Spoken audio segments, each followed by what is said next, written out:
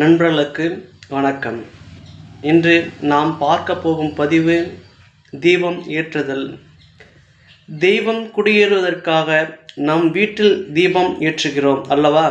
அது எதற்காக என்றால் மனம் தெளிவடைய வேண்டும். அதாவது குழப்பம், சங்கடம், எதிர்மறை எண்ணம் ஆகியவை விலகுவதற்கு. தீபம் ஏற்றும் எண்ணெய் கசப்பு, காரம், உவர்ப்பு பொருந்தியவை. அதை எப்படி வெண்மை நிறமாக உள்ள திரி உறிஞ்சி தீபத்தில் எரிஞ்சி பிரபஞ்சத்தில் கரைகிறது.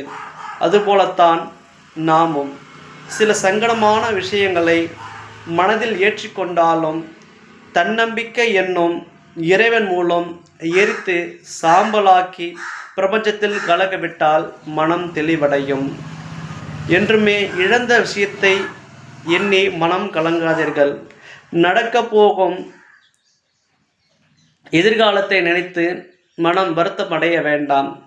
இன்று வாழக்கூடிய நிகழ்கால உலகை பிரகாசமாகவும் அமைதியாகவும் நிம்மதியாகவும் கடக்க என்றும் உங்கள் மனதுடன் பேச பழகிக் கொள்ளுங்கள்.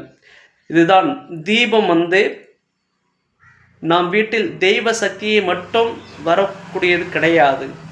தன்னம்பிக்கையும் வளரக்கூடிய ஒரு பாசிட்டிவ் வைப்ரேஷனை கிரியேட் பண்ணும், அதாவது உருவாக்கும். இந்த உருவாக்கம்தான் நம் மனதை தெளிவடையும்.